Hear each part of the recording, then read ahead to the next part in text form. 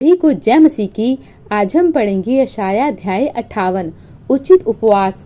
गला खोल कर पुकार, कुछ न रख छोड़।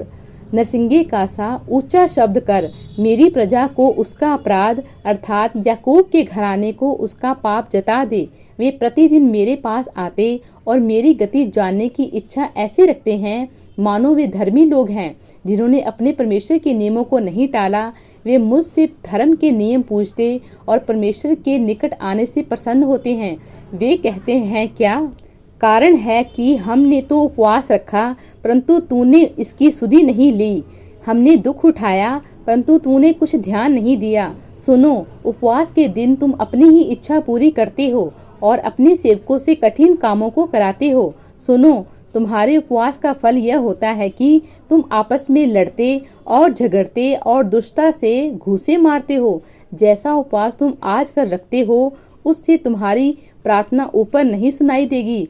जिस उपवास से मैं प्रसन्न होता हूँ अर्थात जिसमें मनुष्य स्वयं को दीन करे, क्या तुम इस प्रकार करते हो? क्या सिर को झाऊ के समान झुकाना, अपने नीचे टाट बिछाना और राख फैलाने ही को तुम उपवास और यहोवा को प्रसन्न करने का दिन कहते हो?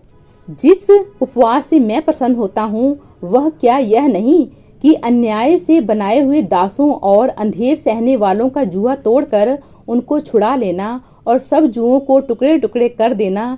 क्या वह यह नहीं कि अपनी रोटी भूखों को बांट देना, अनाथ और मारे मारे फिरते हुओं को अपने घर ले आना, किसी को नंगा देखकर वस्त्र पहनाना और अपने जाति भाइयों से अपने को ना छिपाना? तब तेरा प्रकाश पौ फटने के समान चमकेगा और तू शीघ्र चंगा हो जाएगा। तेरा धर्म तेरे आगे आगे चलेगा, यहोवा का तेज तेरे पीछे पीछे रक्षा करता चलेगा। तब तू पुकारेगा और यहोवा उत्तर देगा, तू दुहाई देगा और वह कहेगा, मैं यहाँ हूँ। यदि तू अंधेर करना और उंगली उठाना और दुष्ट बातें बोलना छोड़ दे, उदारता से भूखे की सहायता करे और दीन दुखियों को संतुष्ट करे, तब अंधियारे में तेरा प्रकाश चमकेगा और तेरा घोर अंधकार दोपहर का सा उजाला हो जाएगा। यहोवा तुझे लगातार लिए चलेगा और अकाल के समय तुझे तृप्त और तेरी हड्डियों को हरी भरी करेगा और तू सींची हुई बारी और ऐसे सोते के समान होगा जिसका जल कभी नहीं सूखता।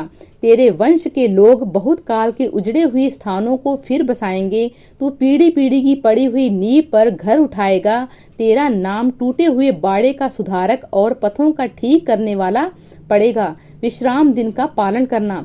यदि तू विश्राम दिन को अशुद्ध ना करे अर्थात मेरे उस पवित्र दिन में अपनी इच्छा पूरी करने का यत्न ना करे और विश्राम दिन को आनंद का दिन और यहोवा का पवित्र किया हुआ दिन समझकर माने, यदि तू उसका सम्मान करके उस दिन अपने मार्ग पर ना चले, अपनी इच्छा पूरी ना करे और अपनी ही बातें ना बोले, तो तू यहोवा के कारण सुखी होगा और मैं तुझे देश के ऊंचे स्थानों पर चलने दूंगा। मैं तेरे मूल पुरुष याकूब के भाग की उपज में से तुझे खिलाऊंगा, क्योंकि यहोवा ही के मुख से यह वचन निकला है। प्रभु इन वचनों द्वारा आपको बहुतायत से आशीष दे। आमीन।